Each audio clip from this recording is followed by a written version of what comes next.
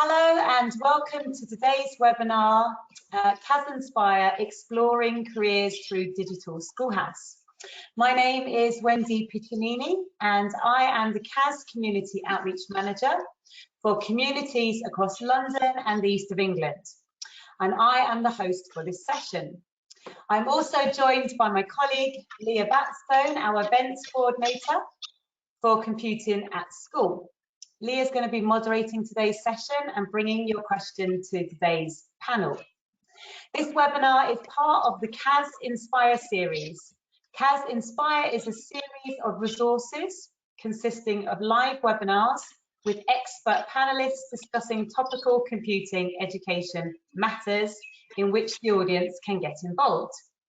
Also featured are videos teaching computing concepts, podcasts and careers inspiration webinars. During the session, please use the question window on the right-hand side of your screen to ask questions. All attendees are in listen-only mode. The top of the window has an orange rectangle which can be expanded or collapsed. If you would like to download a copy of this webinar and/or the slide deck, both will be available on the CAS website in due course.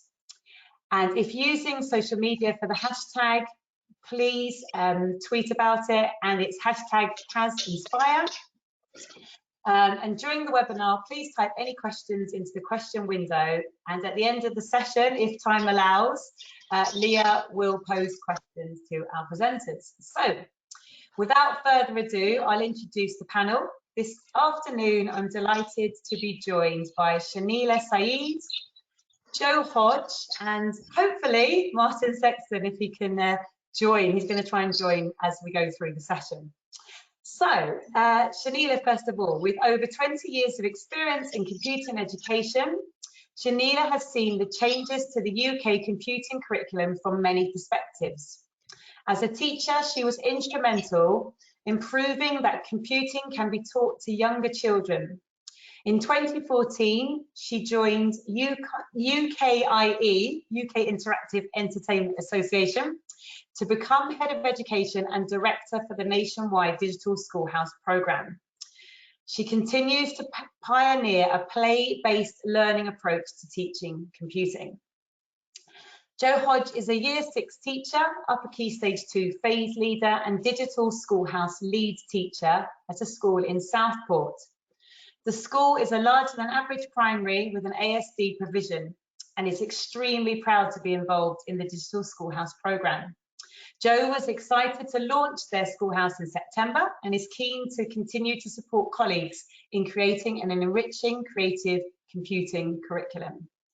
And also should point out that Joe is one of our CAS community leaders. So thank you for joining us today. So I'm going to hand over to Shanila, who's going to present first. Hi everyone. I'm going to see if I can do this properly and share my presentation with you all. Right, so this little thing is telling me you can see it, so I'm going to assume you can. So yeah, it's great to be here and to be able to talk to you about Digital Schoolhouse and everything that we do. I want to talk through just the sort of top elements of it, and then I'll be handing over to Joe afterwards. So what is Digital Schoolhouse? Well, Digital Schoolhouse is a nationwide program. We are completely at the moment sort of funded by the video games industry. We have been backed and funded by a government as well, and continue to receive their support. The aim behind the program is to inspire learners and educators with the computing curriculum. So 2014 actually is sort of quite timely. You'll all be very familiar with the key importance of that year. It was, of course, when the computing curriculum came into place, and UKI, which is the trade body for the video games industry, wanted to sort of follow through and do what it could to support teachers with delivering the new curriculum. So next slide. How do we work? Well, the model is quite simple. At its heart, we recruit schools. So we recruit schoolhouses of which Joe, for example, is one of our lead teachers and Martin is another, but we have 52 schoolhouses across the country. These schools are sort of selected for their confidence, but also their passion and their excitement in delivering computing. And what they do is on a weekly basis, they offer workshops, free workshops, to other schools within the local community. So these quite often will be a secondary school, for example, delivering workshops for local primary schools, or a primary school delivering for others, or some other such variation on that model. From a child's point of view, they're going on a school trip. It just happens to be to one of our schoolhouses where they spend the day learning computing in a way that we hope is really sort of, well, off the wall wacky, but lots of fun. And the unique twist on this, of course, is that this isn't just about the children. This is also about the teachers. So while the children are learning, the teachers are too. So this is very valuable sort of CPD for the teachers that have brought the children along, as a way to try and get that CPD. So it's learning by doing, active participation. It's a co-teaching, upskilling model. All of our schoolhouses are connected with the latest insights and expertise that are coming in from both industry, but also academia, in what works in terms of educational practice, and what the research is saying, but actually also what is happening within industry, and what are the opportunities there to help us contextualize what we are delivering in the classroom to the world of work. To give you an idea of scale, as I just mentioned, we've got 52 schoolhouses since 2014. So we have scaled up. We did originally have 8 schoolhouses when we first started as a London-wide project. So since 2014, we have supported well over 111,000 pupils and counting, and reached in excess of 10,000 teachers and over 1,000 different primary schools. And again, those numbers are continuing to grow.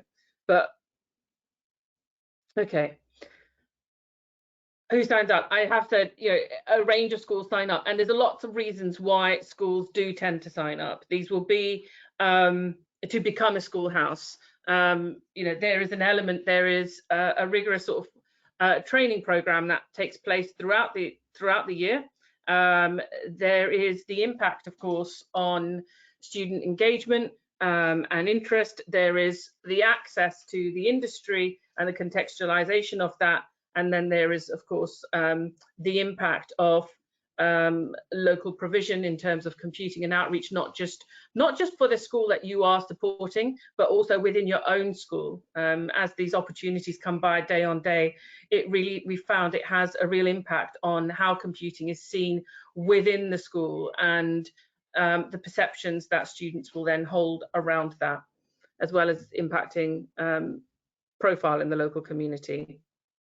So our training days, we call our training days Ingenuity Days, because this really is about harnessing that sort of ingenious creativity that sits within each and every teacher, and then, you know, working with them to have a greater impact on the children that they support. So our training days focus on sort of, and our teachers are trained on, you know, using play-based learning techniques in a way that uses sort of teaching computing, not just creatively, but to also help instill sort of creative thinking.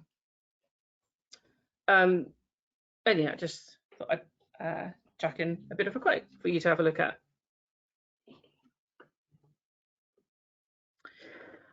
What do our resources look like? I've talked about play-based learning, but what does this actually mean?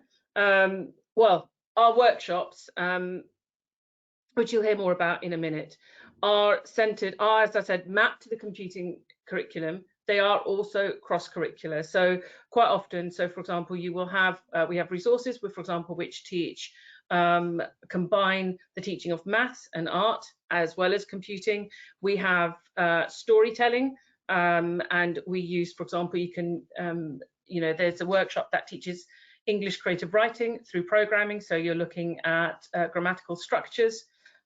We also have ones which are around games design. So we've worked with industry, and we went up to them and said, how on earth do you make a game?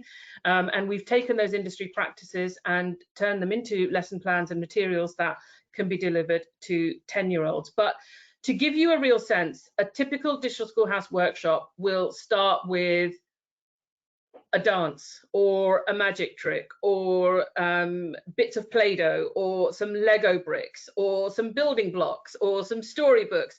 It really is taking and using the not just unplugged techniques, but really taking everyday household objects that we are not intimidated by. Generally, these are easy to find, using them to illustrate the computing concept when students sort of learn from that, and then they move on to the computer. So magic and playground games are a very, very common feature within our workshops. For example, we can use, or I do use, a simple card game of Snap to not just teach computational thinking, but also programming and games design and algorithmic thinking. It works, essentially, and the research is available on our website if you wanted to download it.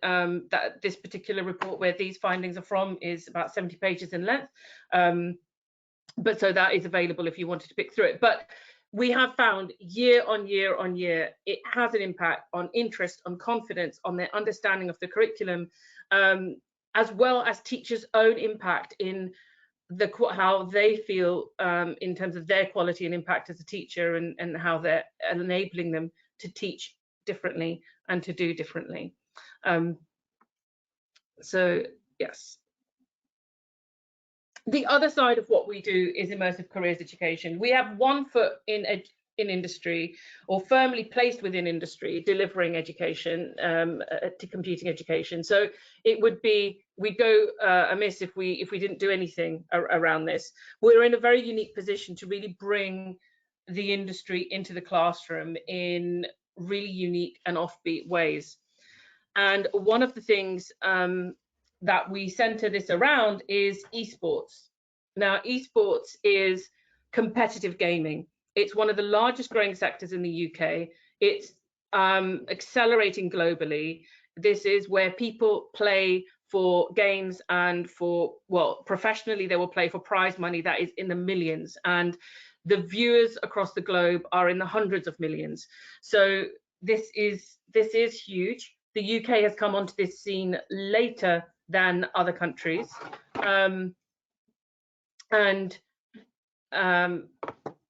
sorry, it's come on later than other countries, and so we use esports as a way to deliver computing education.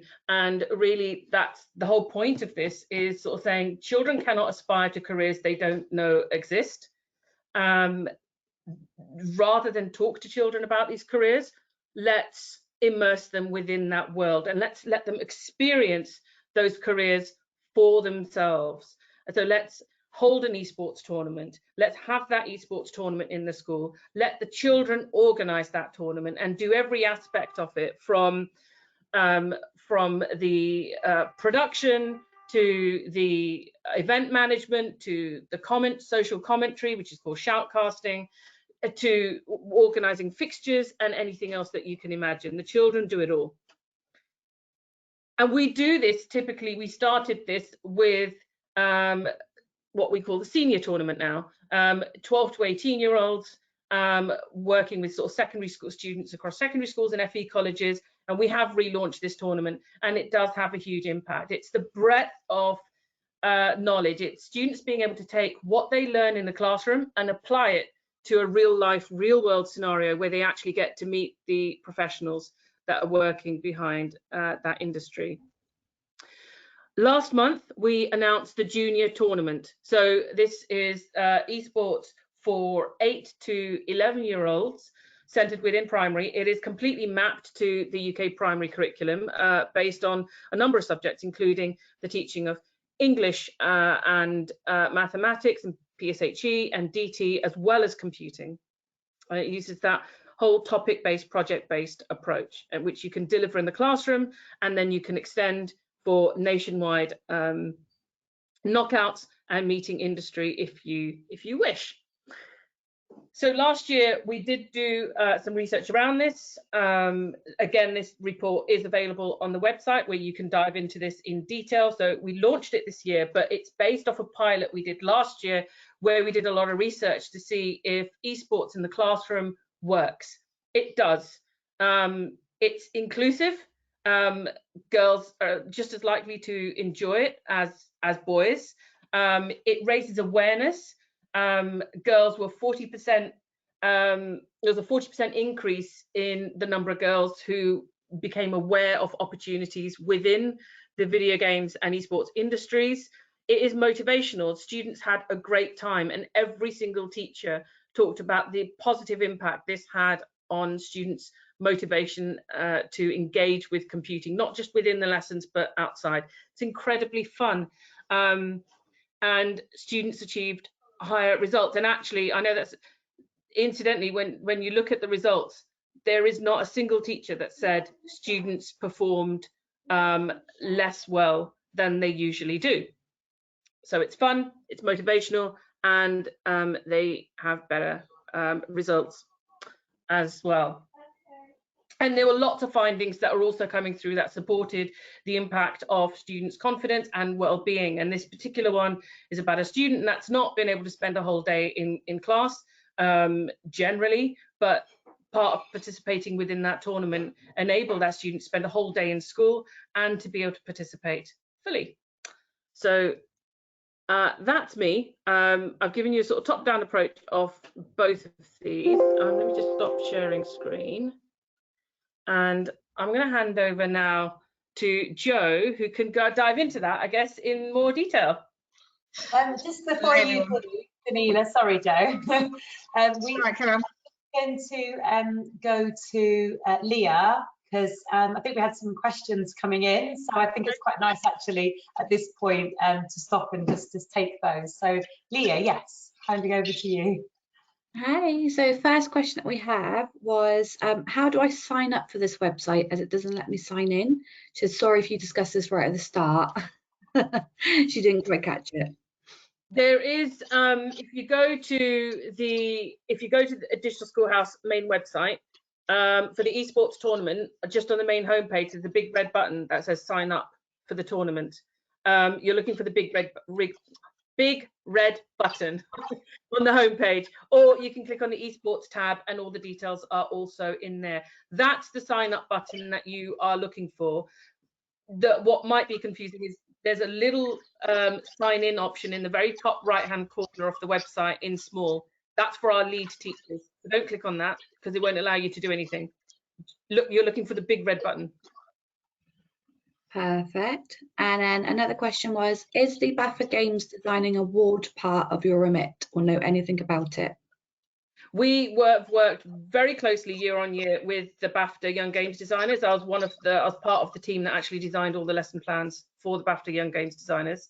And we, so yes, well, that is a very, very close partnership, and we share access and resources and opportunities all the time. Perfect, thank you. And just quickly for the last question, would the junior tournament be suitable to deliver as an extracurricular club? Yeah, absolutely, if you wanted to, 100%. And you know, when we designed the pilot and the tournament, it's worth saying we were designing it with social distancing and the social distancing bubble that the government had enforced at the time. The beauty of that means that if you just wanted to run it you by yourself in your class or as a club, it completely enables you to do that. And then it's almost like the add-ons, you know, when we deliver, you know, when we add on the online sort of careers fair, you know, you can opt to go into that. If COVID allows us to deliver and invite everyone into physical knockout events, you will be able to opt into that, but you don't have to. So you can go as far into this or if you want to. Perfect, thank you so much. That's all from me at the moment. Thanks, Leah. Okay, well, we're excited to hear more about the pilot and how it went. So hand it over to Jo next. Thank you. Hi. Hopefully, I'm going to press share my screen and it's going to work. Is that the plan? Yes. And hopefully you can see my PowerPoint. I think this is the phrase of the year, isn't it? Can you see my PowerPoint? Thanks, lovely. Can you see it? Yes, great. Okay, so lovely introduction from Wendy there. Obviously, I'm Jo Hodge and I am a real teacher. I'm not here pretending. But as part of my role as Digital Schoolhouse leader, we took part in that pilot which Shania basically told you about before. And it is mapped to the curriculum. We checked the objectives. They all fit with DT, computing, etc. And you can see those lovely little icons on there. So it is aimed at 8 to 13-year-olds. I mean, I ran my pilot with my year 6 classes, my 3 year 6 classes, you know, but you could easily do it with year 5. I think if you go any younger, then the concepts are quite tricky for them to understand, but you could easily do it. You could adapt the resources. That's what's great about the Digital Schoolhouse stuff. You can adapt it to whatever your cohort is. It consists of 10 lessons, and some of which are unplugged, and I'm going to go through those in a second. I'm basically going to go through the whole thing so you can understand how it works. There are 3 game choices that you get with downloadable resources, and the thing is, when I did it, we just had the games and then there were sort of generic resources, but they've adapted them further now that each set of resources is linked to that specific game. So the game that we chose was actually Super Mario Kart 8 because they were year 6 and they felt the others were a bit younger. But then the other games would be good for younger children, such as Crayola Scoot. So lesson 1 basically is an introduction to esports, because I don't know about you, but I wasn't very au fait with what esports was. So because we had Google Classroom at the time and we were using it for additional learning and remote learning, I decided to do this lesson as sort of a homework lesson. So I set it on the Google Classroom, and basically they had to come up with a PowerPoint. I gave them a series of questions that they needed to answer, and then they made their own PowerPoints and it was set for homework. Now, on the actual resources that you'll get, it says create a newsletter, but you can see already you can adapt that to whatever you want. It could be that you do a video presentation. There is a little bit of criteria there, what it says to you to do, for example, introduction to esports. But you know, it's not, it doesn't have to be that, does it? You know, we're teachers, we can adapt things. As long as it's some sort of presentation about esports, then that's where you're getting those links in. Really good, you know, for your digital literacy skills. And also if they presented it as a newsletter or they did a video, that will be good for communication and language as well.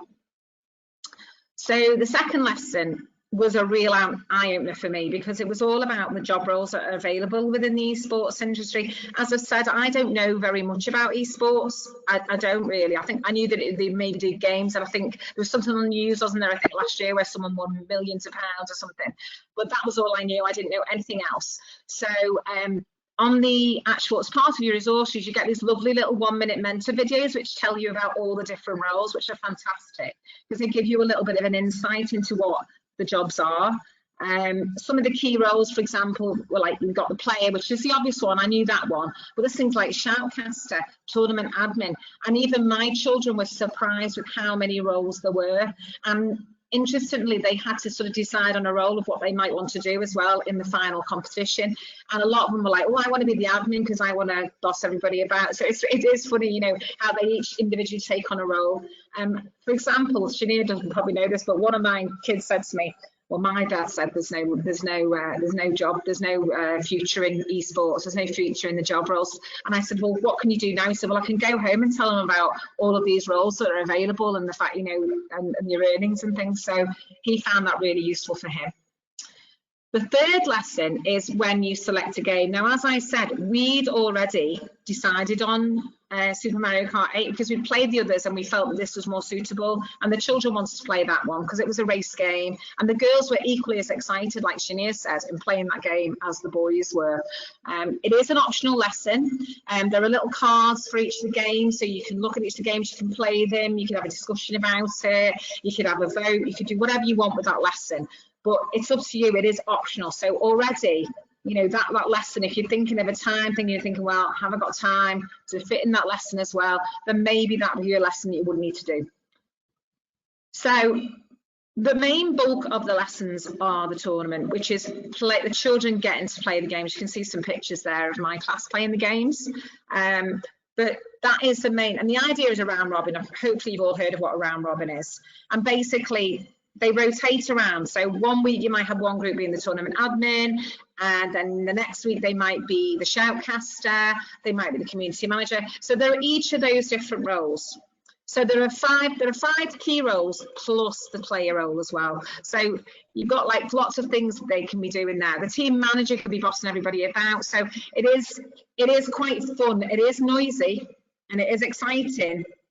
And I'll be perfectly honest, you give them the job, but they just get so excited in the game. They all end up watching and they crowd around the screen. It's really amazing to watch. It's like they just literally come and next to me looking, there's like 10 children watching what's going on. So they do get really, really excited. So it might, you know, how you lead that, how you do that might be different to what it says. That's up to you. The way I did do the round robin, and it seemed to work really, really well. So the community manager will be looking at social media posts, looking at writing tweets, things like that. So what I did with my community managers, we had class dojo, so they'd write something for the dojo and we'd put it on, you know, and we put a picture with it, we did things like that.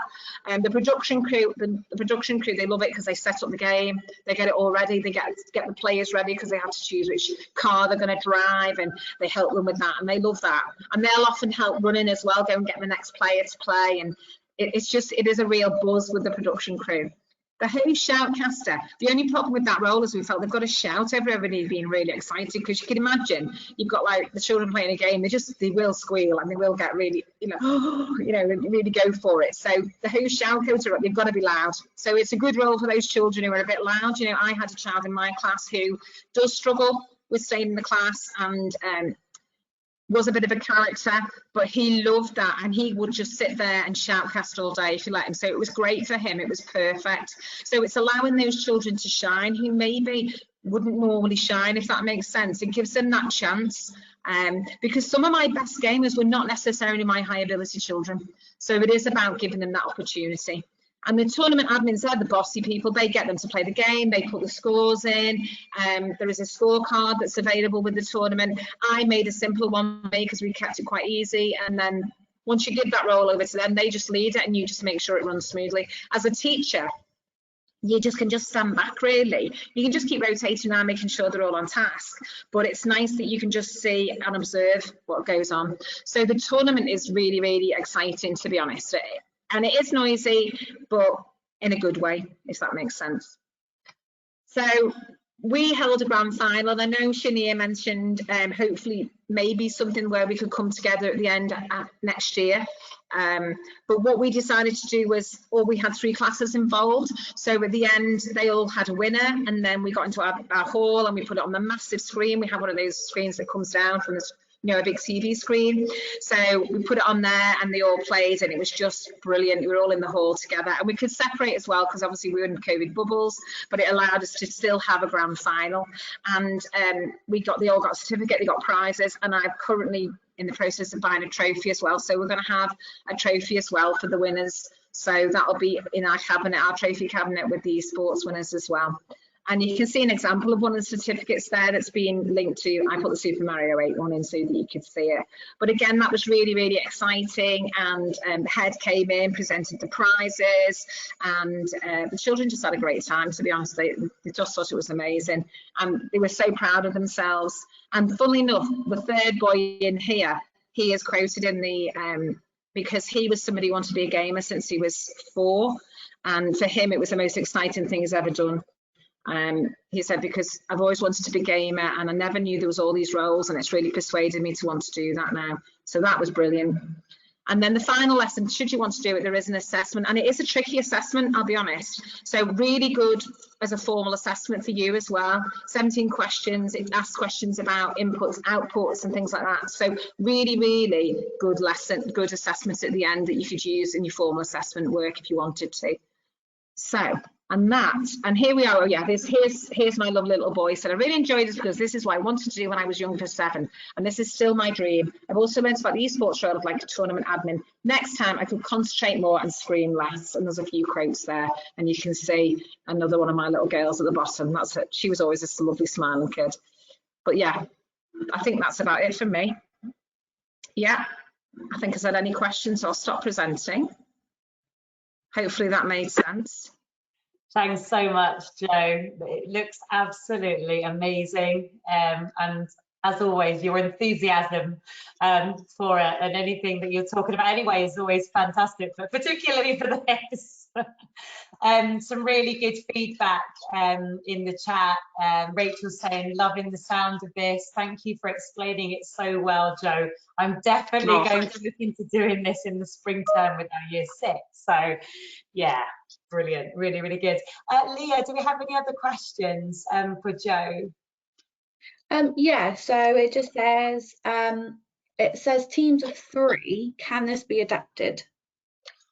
Yeah, definitely. I mean, we had teams of 4. I think you've just got to look at your class, haven't you, and see what you've got, because obviously if you've got like a class of 28, then teams of 4 makes sense. Just look at so you logistically, really. It's just handsets. It's having enough handsets as well, Shania, isn't it? But the way we did it was 1 versus 1, so it didn't really matter. You could just have 1 set of handsets and you just play 1 versus 1, and you just set up your team card to be 6, 5, 4, whatever you want, really. I think I would say a minimum is 3, because it's a team, isn't it? It's not much of a team. There's just 2 of you, is there? So, but yeah, I think you can have any number you want, really. Perfect, thank you. And what other elements can you add to the competition? Well, for example, what we did is we made badges, and they did a logo as well. So as part of like an art package, we designed a logo for their team. So some of mine took this further, and they went home and they went on all these art packages at home, and they had like big Mario logos with themselves in, and they really went to town on it. We also got the badge maker out, and they made badges for each other, and we had banners and posters. So you can sort of expand it outwards, you know, as much as you want, really. The bare bones are there for you, and you'll automatically see those links coming into it, really.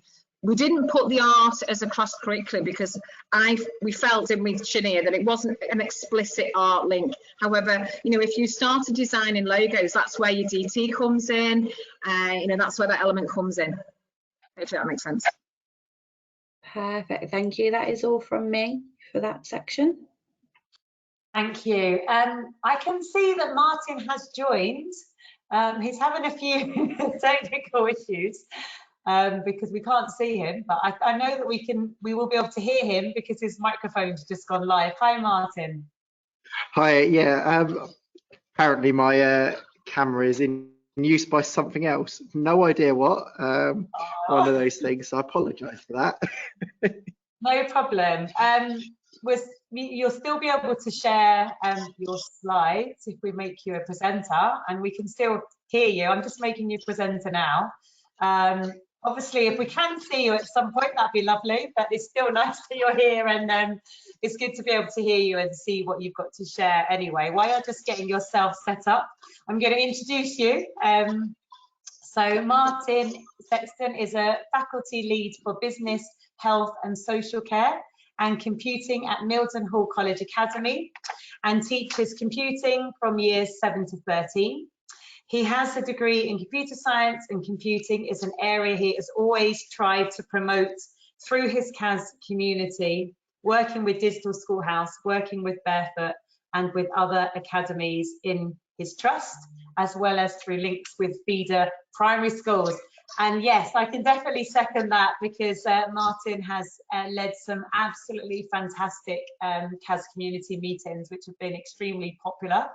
And although you can't see him through his camera, you can see him on the screen there. There's a picture of him if you've not met Martin before. So I'm going to hand over to you now, and we'll listen into your presentation. Thank you for joining us.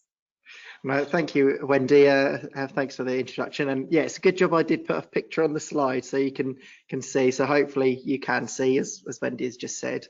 Yeah. So yeah, we have been involved in Digital Schoolhouse for a couple of years now. As Wendy has said, there was a few reasons we kind of got involved. These were from the fact that we were already involved with computing at school, doing some of the communities.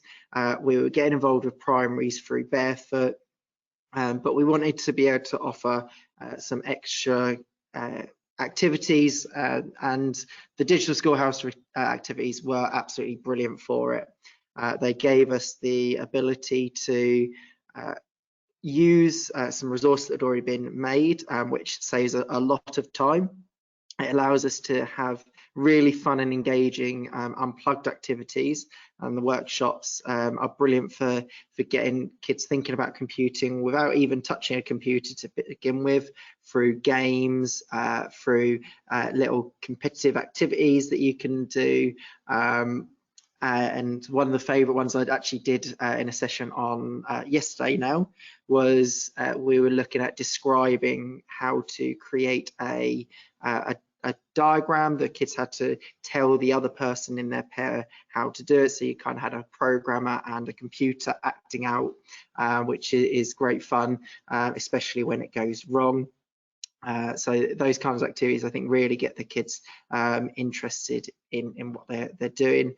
It helped us to kind of consolidate some of the ties we had with some of the schools in the area as well.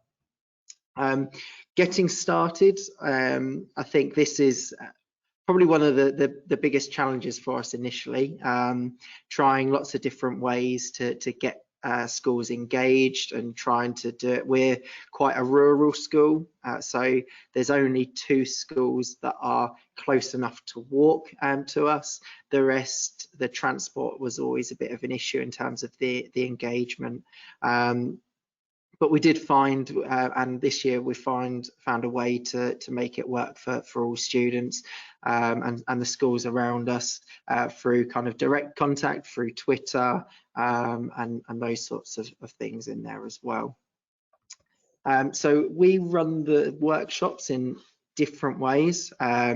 So during the lockdown, we did online workshops, and that was a little bit different. I don't think I got quite the same buzz from doing them online as I do face-to-face.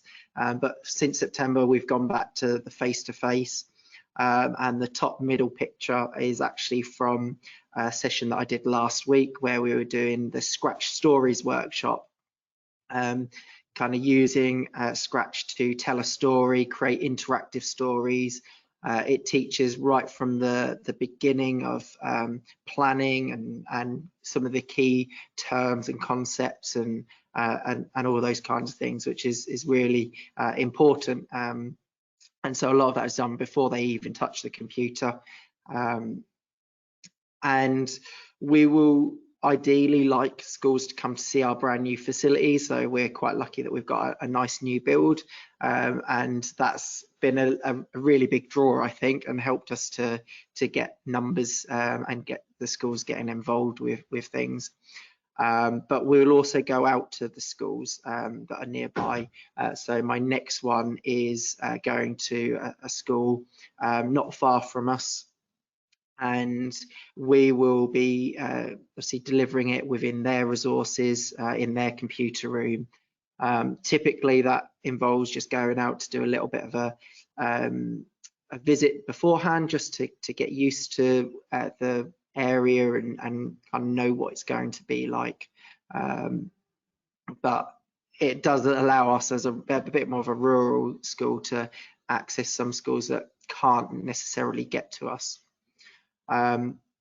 So we kind of got success through offering it in different ways.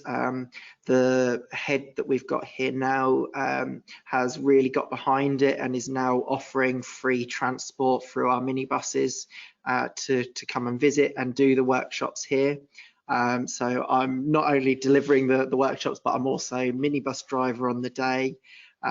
It's been some really positive feedback with the sessions I've done so far this year, and you really get a lot out of it. They're definitely worth the effort that you kind of put into them to begin with, because the reward of seeing the students enjoying the activities, whether that is the other side of a computer or whether they're in their normal classroom or they've come to visit Mildenhall. It's a really good feeling that you're contributing to them getting excited about computing, but also the CPD side of things for the teachers, because they get to see how a computing teacher teaches. I see a lot of primary school teachers are not computing trained and they're picking it up, and so this kind of helps to show them how it can be taught in a way that isn't particularly scary. So I think that's everything that I've covered. Obviously, I'm more than happy if there's time for any questions or anything on those lines, or for people to get in touch with me in the future to ask anything more.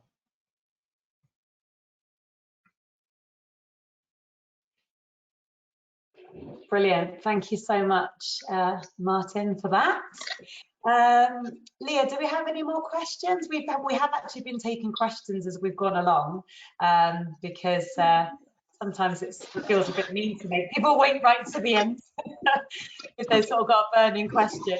I don't know if there are any more. If not, we're coming towards the close anyway, so we'll bang on time. So yeah, no, there aren't any more questions at all.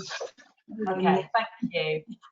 So just to say then, thanks everyone who joined the live session today, and a special thanks to Sunila, Joe and Martin for coming along and presenting. I really enjoyed it, and I know that people who are watching it live have been tweeting very positive comments. So I think there's quite a lot of people this afternoon about this.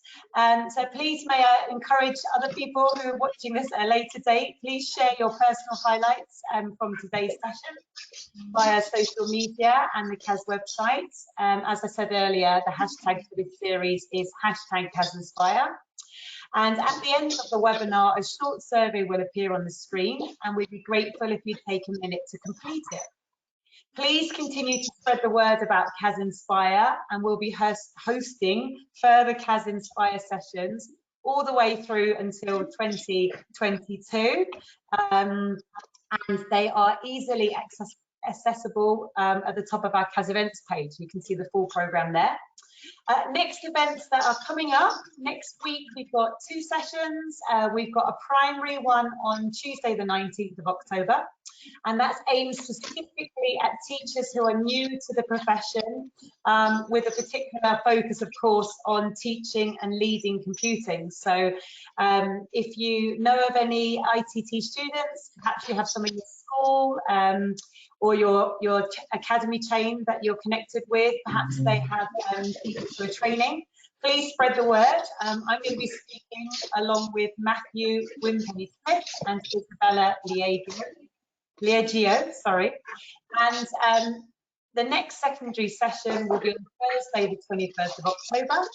Quite a few people signed up already because it's on getting girls into computing. We've got a fantastic lineup, so do join that session if you can. And as I've already said, all sessions can be booked and viewed on the CAS website. Thank you so much for joining, and we hope to see you all next time. Goodbye.